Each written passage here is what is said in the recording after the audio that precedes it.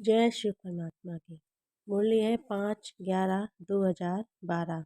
दीपावली पर्व। आज परमात्मा संसार रूपी सागर से आत्माओं को भूली हुई यादों से पुनर्जागृत देने आए हैं। कि माना परमात्मा कहता है कि संसार रूपी सागर में मनुष्य जो अपनी पूर्व यादों को भूल चुका है कि हम इस संसार पर किस लिए आए थे, बल्कि हमारा आने का क्या अस्तित्व है, हम कौन हैं, कहाँ से आए हैं, इसकी जानकारी देने के लिए परमात्मा आज हमें पुनर्जागृत करने आए हैं। तुम्हें अपने जीवन में अपने आत्म दर्पण को योग में प्रज्वलित करके पूर्व संस्कारों को दमन करना है। परमात्मा ने कहा कि बच्चे अपनी आत्म दर्पण को, कि माना इस संसार पर हमें आत्म अभिमान बन के रहना है कि हम इन संसार पर अपना पाठ बजाने आए हैं। जब आत्म दर्पण में रह के और आत्म ज्योति को परमात्मिक ज्योति में प्रज्वलित करेंगे तो कहते हैं पूर्व संस्कारों को हम मुक्त कर सकते हैं। आत्मा का जब शरीर में भान आना होता है तो अपने पूर्व संस्कारों को संसारिक खुशियों में भूल जाता है। परमात्मा ने कहा जब आत्मा इस शरीर में आकर के अपने कर्तव्य को किया करती है तो पूर्व जो संस्कार होते हैं उन्हें भूल जाती है और इस संसारिक भाव में, इस संसारिक कर्म बंधनों में मनुष्य फंस जाता है और अपने जीवन में अनेक समस्याओं में फंस के यह भी भूल जाता है कि किस अपराध के कारण इस संसार में रहते हुए भी समाज के बंधनों में जकड़ जाते हैं। कि माना इस संसार में आकर के इस शरीर के भान में फंस करके हम भूल जाते हैं कि हम किस कारण इस संसार पर किस अपराध का भोग भोग रहे हैं। अपने कर्म बंधन में जकड़ जाते हैं और संसारिक अपराध को अधिक बढ़ाते रहते हैं। तो कहते हैं अपनी पूर्व यादों को भुला देते हैं। जब दुनिया के लोग मुख मोड़ते हैं तब दुख और अशांति से थक जाते हैं। परमात्मा ने कहा जब दुनिया के लोग आपसे मुख मोड़ देते हैं तो क्या है, मनुष्य दुखी और अशांति की तरफ चला जाता है। मनुष्य दुख और अशांति के भयभीत होने लगता है। तब मेरी शरण के लिए बच्चे प्रयास करते हैं कि हम जीवन को कैसे परिवर्तित करें।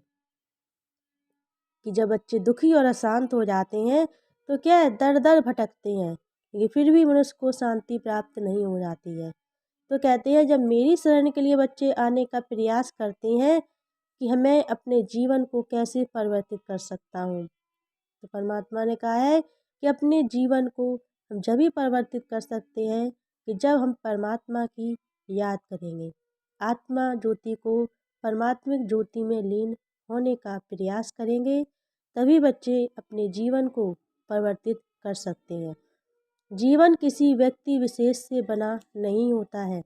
जीवन अपने कर्तव्य और गुणों के अनुसार से अच्छे गुणों द्वारा खुशियों को प्राप्त करते हैं। कि माना अपने जीवन को हम गुणों से सजा सकते हैं।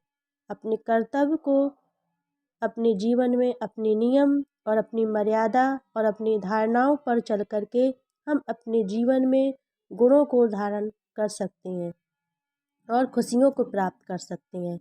जब अवगुणों की व्यवस्था में चले जाते हैं, क्षणिक खुशियों की वजह से अपने अस्तित्व को भूल जाते हैं। कहते हैं कि जरा सी मनुष्य को खुशी आई तो अपने अस्तित्व को भूल जाते हैं, अपने अधिकार को भूल जाते हैं, अपनी मर्यादाओं को भूल जाते हैं। तो परमात्मा ने कहा है कि क्षणिक खुशियों में हमें अपने अस्तित्व का नहीं भूलना चाहिए, क्योंकि हमें सुख और दुख में समान रहना चाहिए। तो यही बच्चों के दुखों का कारण होता है। इसलिए अपने जीवन में खुशियों में कभी भी उतावलेपन में नहीं आना चाहिए।